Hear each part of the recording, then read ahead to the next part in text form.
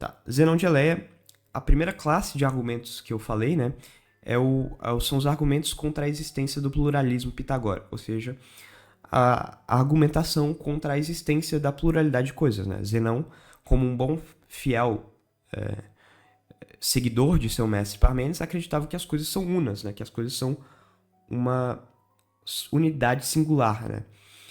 E ele vai tentar refutar os pitagóricos que acreditavam justamente o contrário, né? Os pitagóricos acreditavam que as coisas são muitas, né? Que existem várias coisas, né? Assim como existem vários números. Tá, então vamos lá. Zenão ele vai criar 3 argumentos contra o pluralismo pitagórico, sendo o primeiro e o segundo bastante similares.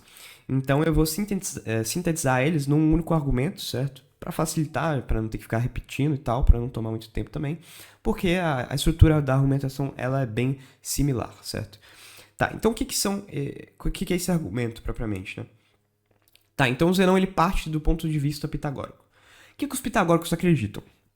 Os pitagóricos, né, relembrando, eles acreditavam que as coisas são números, né, que os números são a arqué das coisas. Então, por exemplo, um copo, né, uma caneta ela é composta por uma forma geométrica que é formada por pontos que formam traços e que ali criam o desenho, né, o escopo do que seria uma forma geométrica que compõe uma caneta, né? Então, caneta ela é uma forma geométrica, ela ali é composta por pontos que representam unidades, né?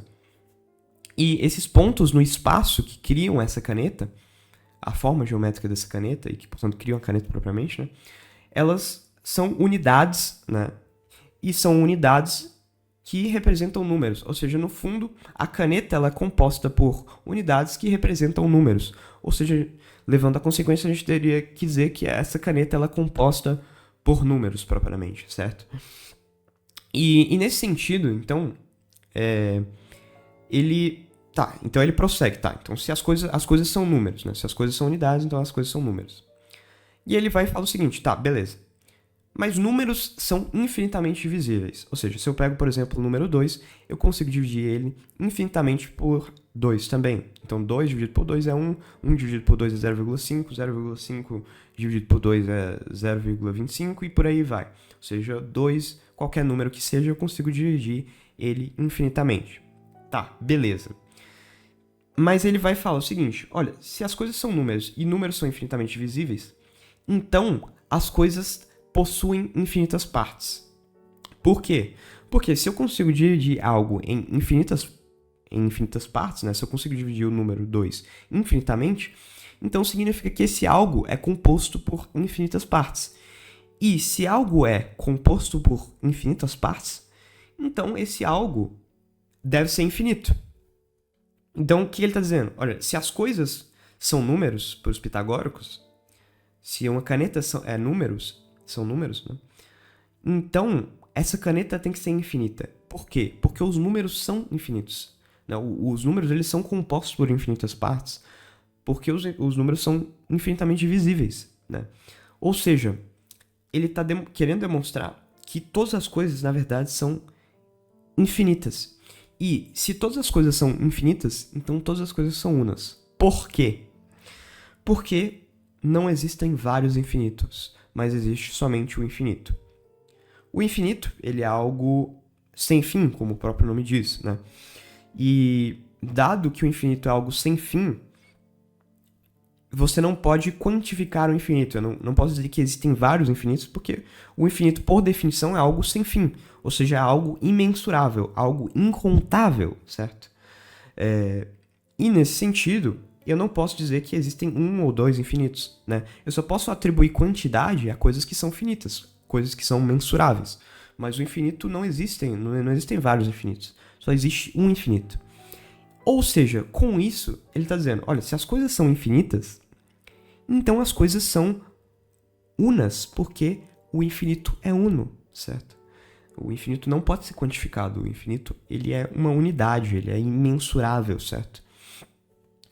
E com isso, Zenão pretendeu refutar o pluralismo pitagórico. Com isso, ele, de acordo com o que ele acreditava, ele conseguiu refutar o pluralismo, ou seja, ele conseguiu assim demonstrar que a doutrina pitagórica era contraditória, né?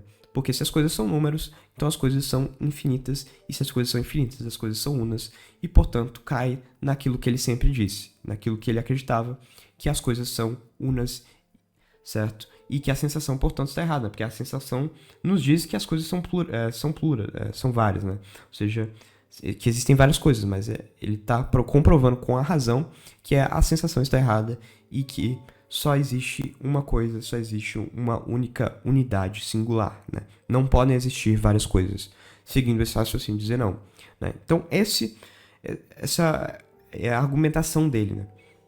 Em relação à crítica do pluralismo, né? E ele vai compor um outro argumento em crítica ao pluralismo pitagórico.